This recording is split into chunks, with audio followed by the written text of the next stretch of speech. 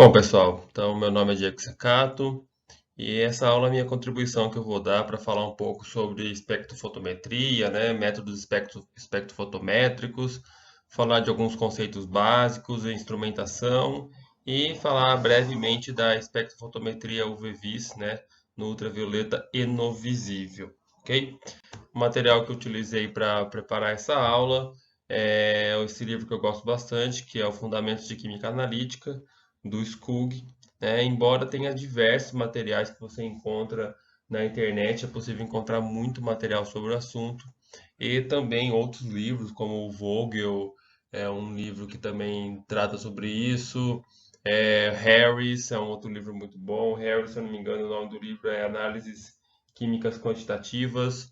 E é um outro livro muito bom também que eu gosto bastante, mas eu prefiro utilizar aí o Fundamentos da Química Analítica do Skug. Como eu disse, tem farto material que você pode encontrar sobre isso na internet também, tá? Bom, então, pessoal, lembrando apenas, né, eu sempre gosto muito de falar com os meus estudantes que é importante a gente lembrar que existe essa, vamos dizer, essa forma de classificação ou essa divisão na química analítica entre os métodos que nós chamamos de métodos clássicos e aqueles métodos que nós chamamos de métodos instrumentais.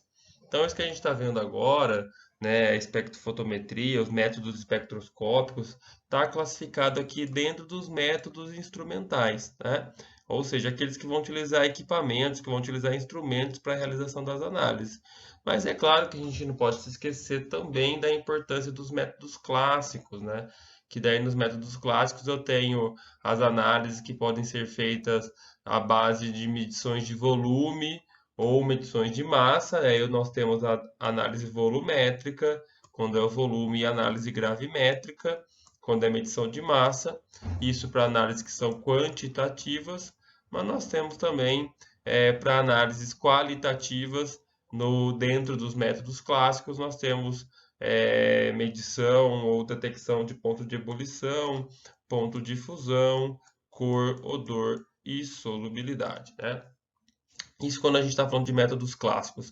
Nos métodos instrumentais, a gente está falando então de métodos que são baseados em propriedades físicas, né, como condutividade, potencial de eletrodo, absorção e emissão de luz e relação entre massa, carga e fluorescência. A gente vai se ater hoje, né, embora vamos falar só de uma forma introdutória sobre o assunto, mas a gente vai se ater que é esses métodos aqui, né, que são os métodos espectroscópicos, aqueles baseados na absorção e na emissão de luz, ok?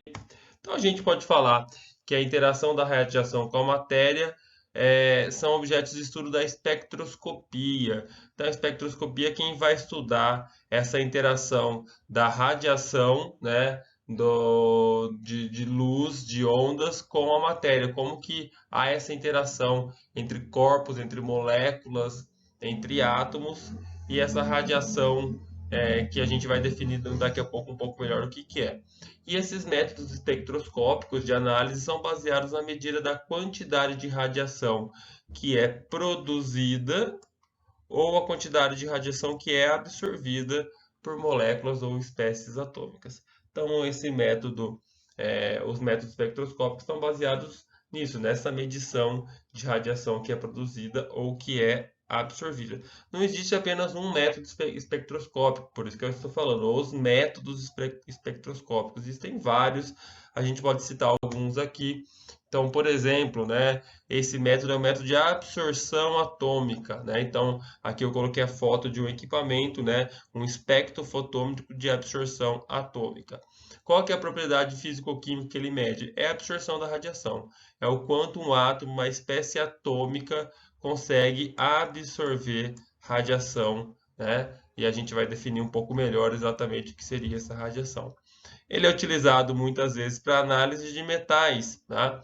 E a resposta que ele nos dá é um gráfico de absorbância pelo comprimento de onda. Então aqui, quando a gente estiver analisando, é uma outra característica dos métodos instrumentais é que eles geram gráficos para a gente, né? Eles geram gráficos que nós vamos ter que saber ler depois. Isso é de grande importância quando eu estou trabalhando com os métodos instrumentais, né?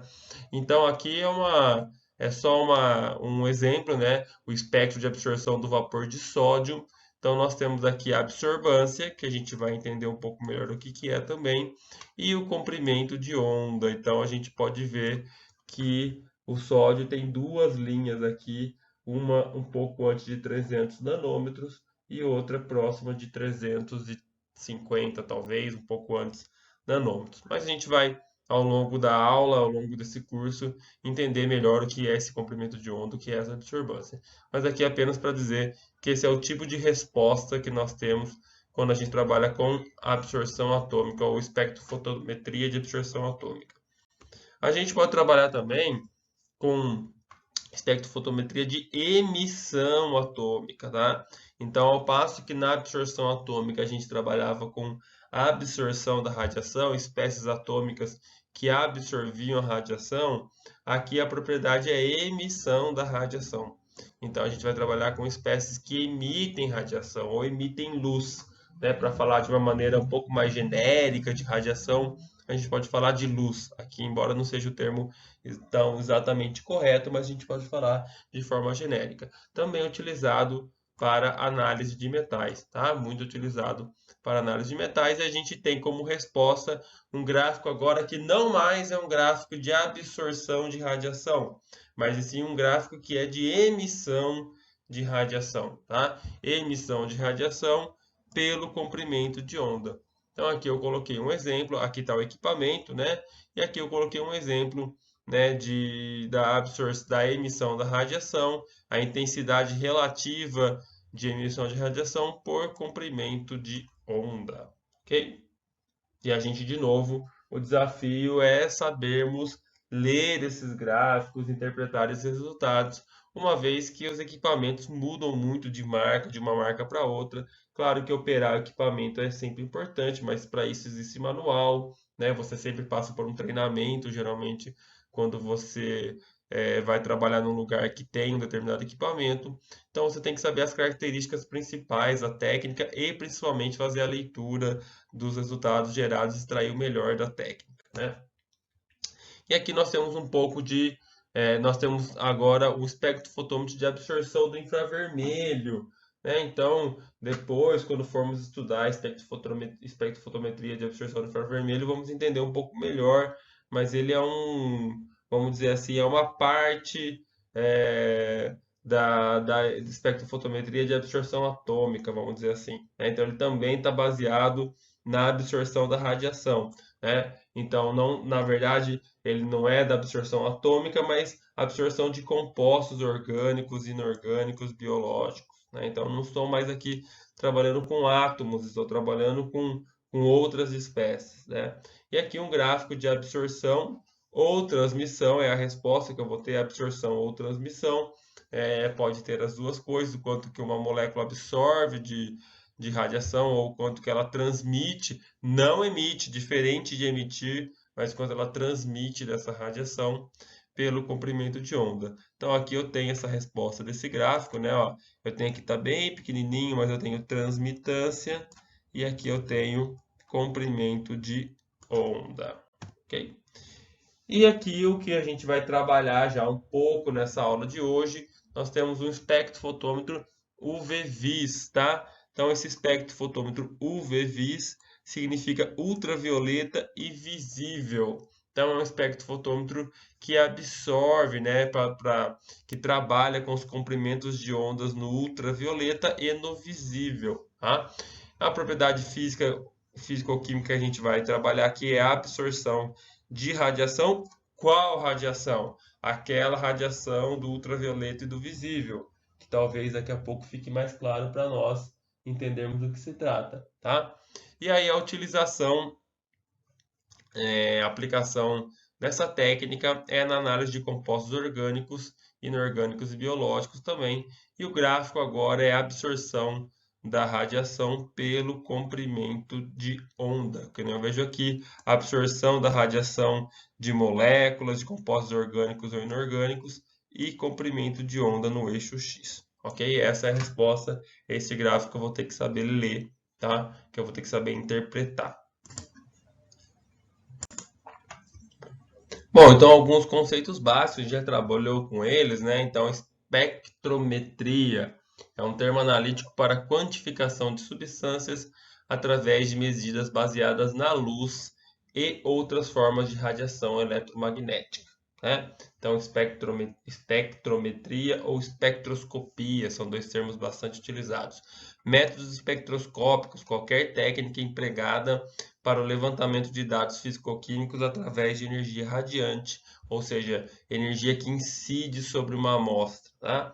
Então, esses métodos medem a quantidade de radiação emitida ou absorvida pela substância de interesse e através dessa absorção ou emissão de radiação que a gente vai ter que relacionar a concentração lá do meu analito, da espécie que eu quero analisar, né? Então, lembre-se que lá no método clássico, nós tínhamos então uma medida de volume, uma medida de massa, e através desses volumes que nós conseguíamos encontrar lá as concentrações do analito da espécie a ser analisada, por relações estequiométricas. Aqui, agora, a gente não está mais trabalhando com massa e volume, estamos trabalhando com emissão ou absorção de radiação. Então, a gente vai ter que relacionar o quanto que uma espécie absorve e emite com a concentração da minha amostra que está sendo analisada, tá? Então, esse é o nosso grande desafio.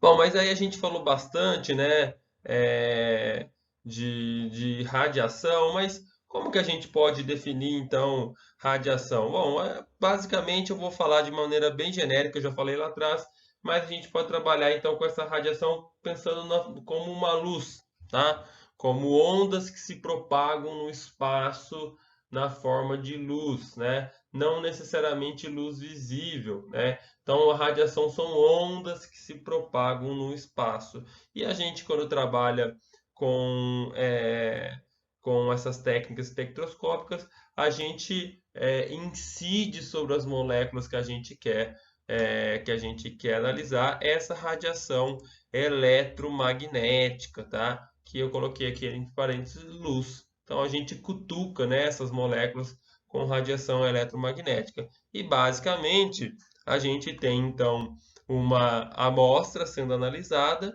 e a gente tem uma luz ou uma radiação eletromagnética que a gente incide sobre uma molécula e aí tem uma luz emergente e parte dessa luz é absorvida aqui e a gente trabalha com essa diferença entre aquilo que a gente mandou para a molécula e aquilo que foi medido aqui depois, tá? E tenta relacionar essa diferença com a concentração da amostra. Então, algumas características positivas, vantagens dessa técnica, né? É que ela tem boa sensibilidade, então eu consigo trabalhar aí com limites de quantificação razoavelmente baixos.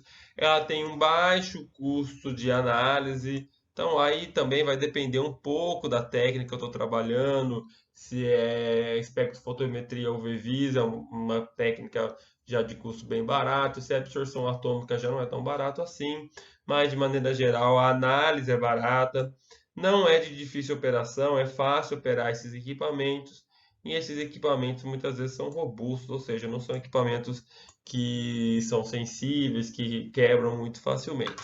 Mas a gente tem alguns problemas aqui, como perdas de radiação por fenômenos de reflexão, de dispersão e absorção de luz por parte de materiais que nós não queremos que absorvam luz. Isso também vai ficar mais claro ao longo do curso, ok?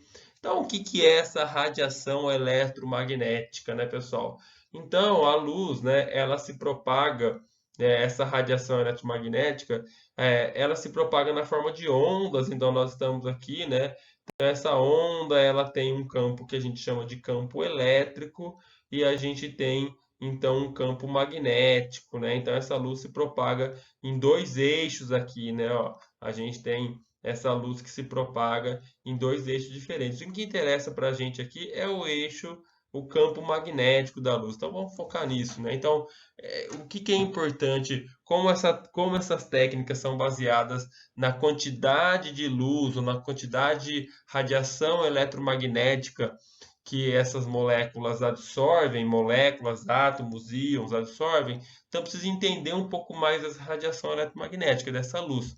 Então a luz, pessoal, ela se propaga como onda. Então aqui, ó, nessa figura do lado direito aqui, vocês estão enxergando aqui, né? Ó, olha a propagação da luz como se dá, né? Então ela vai se propagando em forma de ondas, então ela sobe, aí ela desce, aí ela sobe de novo, enfim, ela se propaga como ondas.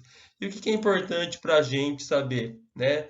É essa diferença entre o que a gente chama de uma crista e outra. Então ele chama aqui de wavelength, mas isso aqui é o comprimento de onda, tá? Comprimento de onda. Então eu vou escrever aqui a tradução em português. Isso é comprimento de onda. É a distância entre uma crista e outra. Então, essa propriedade para a gente é importante porque determinadas moléculas só absorvem comprimentos de ondas específicos. Então, não é qualquer comprimento de onda que eu posso trabalhar no meu equipamento, tá? Esse comprimento de onda a gente vai ver, acho que no próximo slide, mas eu vou adiantar. Ele é representado por essa letra aqui, ok? Que é a letra lambda, que muita gente confunde às vezes, mas o nome correto dela é a letra lambda. Deixa eu fazer ela melhor aqui. Aí, acho que aqui ficou melhor. Quase que um Y invertido, né? Não sei. Mas é assim que escreve ela. Isso é o comprimento de onda, é uma propriedade importante da onda, porque, de novo, eu insisto, algumas moléculas só absorvem comprimentos de ondas específicos, não é? Não consigo pegar um equipamento e trabalhar em qualquer comprimento de onda. Isso vai ficar mais claro também, né? Eu estou dando algo introdutório para vocês, né? Então, para vocês olharem aqui, olha que interessante aqui, né? Ó, eu coloquei aqui para vocês alguns comprimentos de onda. Então percebam, olha, ondas de rádio são ondas grandes, ó, né? Ondas de rádio, de TV, são ondas que têm comprimentos de ondas grandes. Micro-ondas já é menor. A luz visível já tem um comprimento de onda menor. O ultravioleta menor ainda. O raio-x, né? Ó, então daqui para cá, ó, o comprimento de onda está diminuindo, né? Ó, está diminuindo daqui para cá. O comprimento de onda diminui. Aqui eu coloquei a medida em metros, tá? Então, aqui realmente a gente está conseguindo ter uma noção aqui do tamanho do comprimento de onda ou do tamanho proporcional, tá? O próximo slide vai ser ainda mais interessante, porque a gente vai ver aqui, esse slide aqui é bastante interessante, que a gente consegue olhar, comparar bem agora esses comprimentos de onda. Então, olha as ondas de rádio, né? Então, as ondas que chegam até nós, a gente não enxerga as ondas de rádio, né? Então, os rádios transmitem, né, de uma antena para outra as ondas para conseguir fazer com que os seus sinais rádio e TV, né, sejam captados, né, pelas antenas e cheguem aí em lugares distantes. Então, olha como são grandes essas ondas aqui. Olha como o comprimento de onda aqui. Deixa eu apagar, eu acho que isso. Escolher uma caneta menor aqui. Olha esse comprimento de onda aqui, como é um comprimento de onda grande, né? Por que que é grande? Porque ondas de rádio e TV tem que atravessar montanhas, tem que chegar ali em muitos lugares, né? Então, ele precisa de um comprimento de onda grande aí. Então, mais ou menos o tamanho de um campo de futebol esse comprimento de onda. E aí vai diminuindo, né? Olha micro-ondas aqui, ó. Já é um comprimento de onda bem menor, né? Já é do tamanho de uma abelha esse comprimento de onda. Olha o infravermelho como diminui do tamanho de uma célula. Tudo isso a gente não enxerga, né, pessoal? Ó, tudo isso daqui que está aqui, ó, a gente não enxerga isso, né? Ó. A gente não enxerga as micro-ondas, a gente não enxerga infravermelho, a gente não está ouvindo rádio e enxergando as ondas de rádio. Nada disso, tudo isso a gente não enxerga. Até que chega no nosso comprimento de onda visível, né? Que é o que a gente enxerga, que olha, é bem pequeno esse comprimento de onda, né? São vírus, né, do diâmetro do tamanho de um vírus. Então a gente não enxerga a onda, mas a gente enxerga o efeito dela. Então aqui tudo que está dentro desse comprimento de onda a gente enxerga. a gente não enxerga a onda, mas enxerga tudo que emite ou absorve nesse comprimento de onda, que é o comprimento de onda visível, tá? E esse comprimento de onda vai diminuindo ainda. Então, nós temos ultravioleta, nós temos o raio-x e nós temos os raios gama. Então, aqui vai diminuindo ainda mais o comprimento de onda. E percebam, quanto menor o comprimento de onda, maior é a energia. Então, eu tenho uma formulinha aqui, ó, que eu coloquei ela inteira aqui para vocês, mas se a gente for resumir, eu posso colocar aqui comprimento, que energia, né, ele é igual à constante de Planck, que é esse H aqui, vezes a velocidade da luz, c, dividido pelo comprimento de onda, né? Então, se nós olharmos, pessoal, energia e comprimento de onda são inversamente proporcionais, né? Eles estão em lados, não em lados, né? Mas eles estão inversos na equação, né? Na nossa fórmula. Então, se eu aumentar o comprimento de onda, a minha energia diminui. Então, essas ondas maiores aqui, como ondas de rádio, micro-ondas, são ondas pouco energéticas, tá? Pô, micro-ondas é pouco energético? Sim, pouco energético. Por isso que a gente utiliza em casa, não tem tanto problema.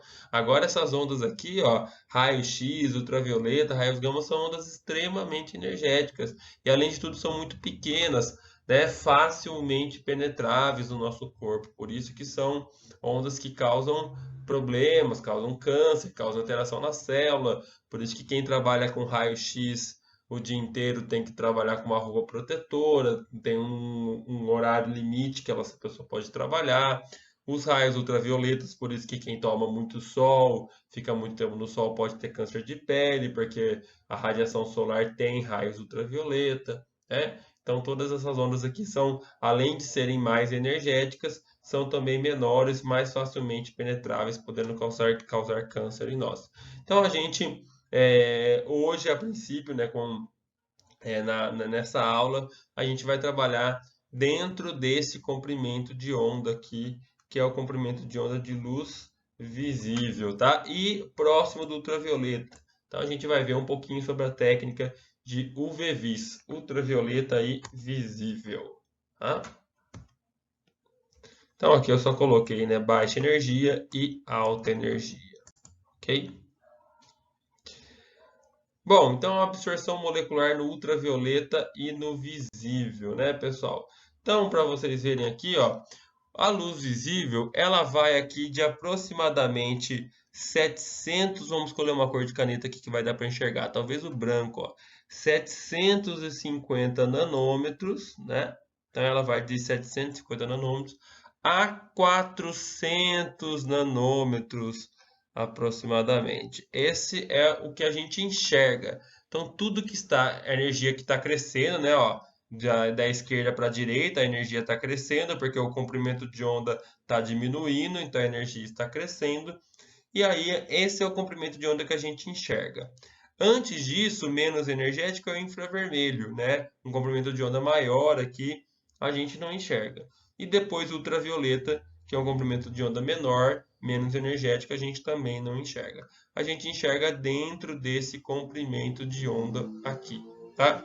Então, nossa técnica, absorção molecular no ultravioleta e no visível, trabalha com moléculas que são capazes de absorver, ó, a absorção. Então, vamos desvendar aqui um pouco, né? A gente falou lá no começo de absorção atômica, emissão atômica, infravermelho e absorção molecular. Então, a absorção, então a gente está trabalhando com o fenômeno de absorver radiação eletromagnética. Agora a gente já entendeu um pouco melhor o que é radiação eletromagnética, tá? Pode ser luz visível, mas são essas ondas que se propagam no espaço, né? Ondas que possuem energia. Então, a absorção dessa radiação molecular, porque a gente está trabalhando com moléculas, não estamos trabalhando com átomos nem com íons. Estamos trabalhando com moléculas. No ultravioleta, então, são moléculas que absorvem no ultravioleta e absorvem também no visível, ok? Então, absorção molecular no UV-Vis. Ok, pessoal? Então, tá bom. Bom, seguindo,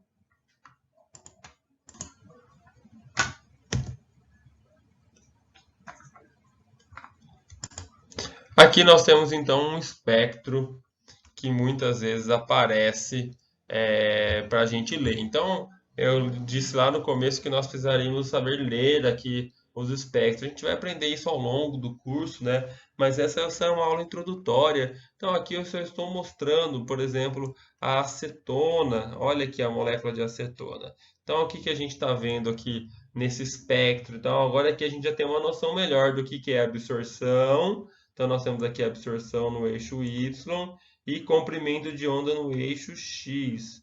Então, a acetona, ela é uma molécula que absorve aqui em 190 nanômetros, né? O pico dela de absorção, onde ela mais absorve, depois começa a cair a absorção, ela praticamente não absorve nada aqui próximo de 220, 230, até 260, próximo de 270, ela absorve um pouquinho mais, ela tem um outro pico de absorção e depois ela volta de novo a cair a absorção dela. Então a molécula de acetona, ela tem uma absorção aqui próximo do ultravioleta ou do visível. Se a gente olhar, pessoal, aqui nós estamos próximo lá do ultravioleta, por isso que a acetona não tem cor, ela é incolor, né? Não é no visível. Se ela tivesse absorvesse no visível, nós enxergaríamos, a acetona teria cor. No caso aqui, ela está absorvendo lá no ultravioleta, ok? E aqui nós temos a absorção da molécula, a ferrofenantrolina, uma molécula bastante utilizada para fazer análise de ferro, tá? Então a ferrofenantrolina, ela já absorve agora sim, né, no visível aqui, né, ó, ela começa a absorver mais ou menos em 400 nanômetros e aí vai aumentando a absorção, o pico dela de absorção é aqui próximo, não dá para ver exatamente, mas talvez 510, 515 nanômetros e aí despenca, né, a absorção dela e a absorção dela se cessa aqui em 590 nanômetros mais ou menos, ok? Então aqui a ferrofenantrolina, ela é alaranjada, então ela tem aí uma coloração alaranjada porque esse comprimento de onda dela, aí ela absorve no comprimento de onda e a gente enxerga essa cor alaranjada. Então os máximos de absorção devem à presença de cromóforos na molécula, tá? Então, cromóforos são essas espécies ou átomos que absorvem radiação, ok? E como que a gente vê essa absorção, como que isso se dá lá na prática, né, pessoal? Então, a gente trabalha com um equipamento chamado espectrofotômetro UV-Vis, tá? Espectrofotômetro UV-Vis. É impossível eu falar que existe um único jeito de espectrofotômetro, porque existem vários espectrofotômetros, vários tipos, várias marcas, vários modelos.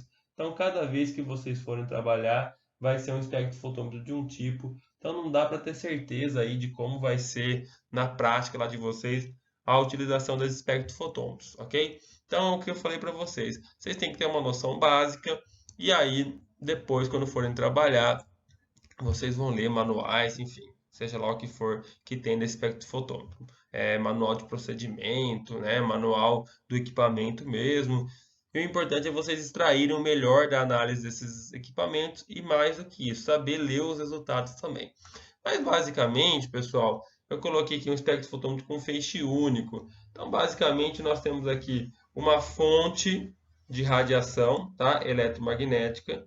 É uma fonte de radiação eletromagnética que, se eu for olhar aqui no equipamento, ela deve estar mais ou menos aqui, tá? Essa fonte de radiação eletromagnética que emite luz, né? É uma fonte de luz policromática, ou seja, com todos os comprimentos de onda ali possíveis para aquele equipamento. E aí a gente tem que selecionar qual é o comprimento de onda que a minha molécula mais absorve. E em qual comprimento de onda eu vou trabalhar com a minha molécula. Tem que ter um conhecimento prévio já da minha molécula para saber, igual eu mostrei anteriormente na acetona, onde que é que ela absorve mais luz. Então, para isso, nós temos um filtro ou um monocromador, né? Os dois nomes aparecem aí, filtro ou monocromador, que é provavelmente mais ou menos aqui, se eu for pensar no equipamento, que vai mostrar para nós ali, né? Vai conseguir selecionar exatamente somente o comprimento de onda que eu quero trabalhar naquela minha molécula, vai bloquear todos os outros comprimentos de onda. É louco isso, né? Eu parar para pensar isso, né? Então, eu parar para pensar que eu consigo de uma luz que tem vários, porque a luz que a gente vê, a luz policromática que a gente enxerga, a luz branca, vamos dizer assim, ela tem todos os comprimentos de onda visível. Então é uma mistura de todas as cores. E a gente vai selecionar o comprimento de onda que a gente quer enxergar, que a gente quer que o nosso equipamento ali enxergue não, que a gente quer que o nosso equipamento utilize para fazer análise. Aí nós temos um obturador que está mais ou menos aqui, que vai fechar ou abrir ou fechar a passagem dessa luz, tá? Dessa luz já agora monocromática. Aí nós temos a nossa célula de referência aqui, né? Ó, ou portador, porta-amostra, é onde vai estar a minha amostra, tá? A célula da amostra e a célula de referência. Então aqui, na verdade, perdão, aqui vai estar o branco, geralmente, que também vamos trabalhar melhor quando estivermos trabalhando com curva de calibração. Aqui vai ter o branco e aqui vai estar a minha amostra. Né? Isso aqui é feixe único, porque eu tenho que trocar lá no meu equipamento. Né? Geralmente eu tenho um espaço único para colocar lá meu porta-amostra, que eu chamo de cubeta, e aí eu tenho que trocar. Uma hora eu tenho que colocar o branco, outra hora eu tenho que colocar a amostra. Tá? Não é automático essa passagem. Né? Isso está aqui, ó. Aqui está o meu porta-amostra, tá? Ou a célula de referência. E aí isso daí vai então chegar essa luz, então a minha amostra vai absorver parte dessa luz. Essa luz vai chegar a um fotodetector, né? Algo que vai detectar o quanto de luz chegou ali. E aí eu vou ter um amplificador para amplificar esse sinal. E aí eu vou ter depois o dispositivo de leitura, que é onde aparece aqui geralmente, né? Que vai transformar essa quantidade, vai fazer essa conta do quanto de luz que foi que saiu da fonte de luz e o quanto de luz que chegou aqui. E aí eu consigo ver então o quanto que minha amostra absorveu. Professor, eu não vejo a concentração? Não. Eu vejo somente o quanto absorveu ou o quanto transmitiu de luz. Então, é a absorção de luz ou a transmissão de luz da minha amostra. A concentração vai ser as relações que eu vou fazer depois. Então, de novo, por isso que é um método baseado na interação da matéria com a radiação. Então, o equipamento vai mostrar para mim o quanto a minha amostra absorve ou quanto a minha amostra transmite de luz. E aí depois eu tenho que fazer as relações de acordo com as leis, é uma lei de Lambert-Beer, a gente vai ver ainda nessa aula de hoje, ok? Então esses espectrofotômetros, eles são baratos, são simples e têm fácil manutenção. E aí nós temos também, aqui antes disso, né, antes de mostrar um de feixe duplo, como que isso funciona, né? Eu coloquei uma engenhoca aqui, esse slide eu achei na internet, que é muito bom. Eu vou fazer aqui de uma maneira que tem que ser didática, né? Então aqui a fonte luminosa, ó, tá aqui a fonte luminosa. Aqui é uma questão de lentes que eu não vou explicar para vocês, mas é basicamente para fazer com que a luz vá chegando onde ela precisa chegar. E esse aqui é o que eu quero falar para vocês, que é o monocromador, né? Ó, o monocromador é que ele vai selecionar o comprimento de onda. Então, olha que interessante aqui, ó. A minha fonte de luz emite ali, né, luz, eu ligo ali ao meu equipamento, a minha fonte luminosa vai emitir luz. E a hora que chega aqui no monocromador, ele consegue selecionar só o comprimento de onda que eu quero trabalhar. Lógico, pessoal, não é que cada comprimento de onda tem uma cor. Aqui eu estou falando de uma forma didática. Por exemplo, o vermelho, ele está entre um comprimento de onda, é uma faixa de comprimento de onda, assim como o amarelo, o verde e tudo mais. Mas basicamente a ideia é essa, que conforme eu vou mexendo no meu equipamento, tá vendo? Eu seleciono um comprimento de onda específico e só chega aqui na minha cubeta, na minha amostra, aquele comprimento de onda que eu quero trabalhar na minha amostra, tá? Então essa é a ideia, olha que interessante esse slide aqui, né? Ele vai então, o meu equipamento vai jogar na minha amostra só o comprimento de onda que ele quer, que ele deseja trabalhar, ok? Então esse comprimento monocromador funciona como um prisma, né? Então ele decompõe a luz branca chega nele e ele decompõe a luz em diversos comprimentos de onda, ok? Acho que eu acabei tirando a hora que eu falava do feixe duplo, mas se tiver no slide aqui eu repito depois. Mas a diferença entre um espectrofotômetro de feixe simples e feixe duplo é que no feixe simples eu preciso ficar trocando a amostra pelo branco, tá? E porque o meu obturador ele passa ali, ele bloqueia a passagem de luz, e aí eu preciso trocar ali no meu porta-amostra, uma hora colocar o branco, outra hora colocar a minha referência, que é o meu branco. Quando eu tenho um espectrofotômetro de feixe duplo, esse obturador joga a luz, né, faz com que a luz passe tanto pela minha amostra quanto pelo meu branco, então eu não preciso ficar fazendo essa troca a todo momento, tá? E a ideia, então, pessoal, dessa análise de absorção molecular é isso. É que eu tenho uma luz chegando, então aqui eu coloquei P0 como a potência da luz que passa pela amostra. Esse B é o comprimento que eu tenho da minha cubeta. Então chega aqui uma potência de luz e sai uma potência de luz menor. Até coloquei as flechas aqui com intensidades menores, né? Então eu tenho uma luz que chega, aí a minha amostra absorve parte dessa luz e aí eu tenho uma quantidade de luz menor. O equipamento lê essa luz e me dá essa diferença, né? Ele pode me dar essa diferença de transmitância, ou seja, quanto de luz que minha amostra deixou transmitir, ou a absorbância, quanto de luz que essa amostra absorveu, tá? Não são relações diretas, então cuidado com isso, tá? Então, para vocês verem, isso também fica para uma próxima aula. Mas quando a absorção é 0, a transmitância é 1, 100%. Aí tudo bem, não absorveu nada, mas transmitiu então 100%. Então eu posso trabalhar ou com a absorção ou com a transmissão. Mas quando a absorção é 1, a transmitância não é 0, a transmitância é 0,1. Eu ainda tenho, quando eu tenho uma absorbância igual a 1, eu tenho 90% de absorção e 10% de transmissão. Há uma demonstração matemática para isso, tá?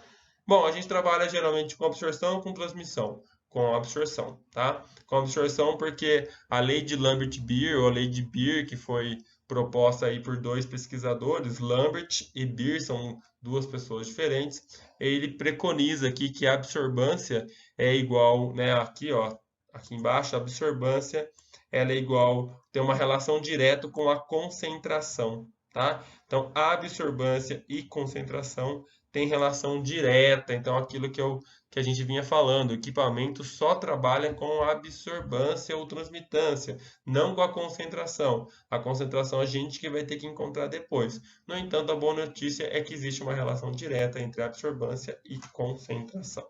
Tá? Então, aqui, né, eu mostrei aqui nesse gráfico, se nós trabalharmos, então, com concentração e transmitância, nós não temos uma relação direta. Ó. Olha como fica o meu gráfico. Né? Ele fica uma curva aqui que não vai dar muito certo.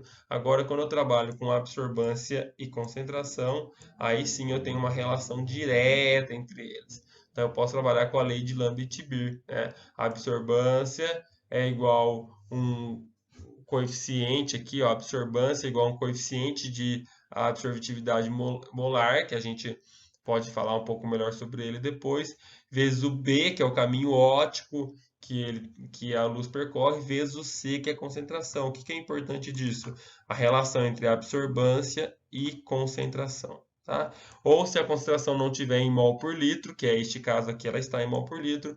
Quando ela não está em mol por litro, a absorbância também tem uma relação direta com a concentração. Só que agora não é mais o coeficiente de absortividade molar, é o coeficiente de absortividade somente. Tá? Mas o que é importante? Não trabalhamos com transmitância, senão não tem uma relação direta. Trabalhamos sempre com absorbância. Tá? E aí, então, conforme aumenta a absorbância, aumenta também a concentração. E aí eu deixo aqui como último slide algo que é praticamente intuitivo, né, gente? Então, ó, se eu olhar aqui nesse próximo slide, aqui, ó, eu tenho então vários substâncias, isso aqui é a ferrofenantrolina, que eu havia comentado com vocês. Então, eu tenho desde uma solução mais diluída, dá para perceber pela cor, até uma mais concentrada.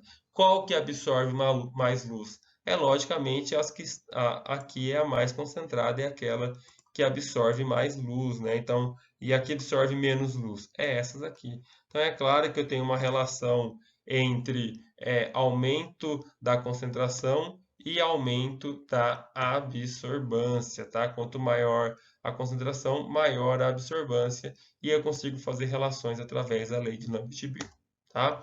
Então a técnica ela vai trazer para a gente exatamente isso, essas relações entre absorvância e concentração. Ok?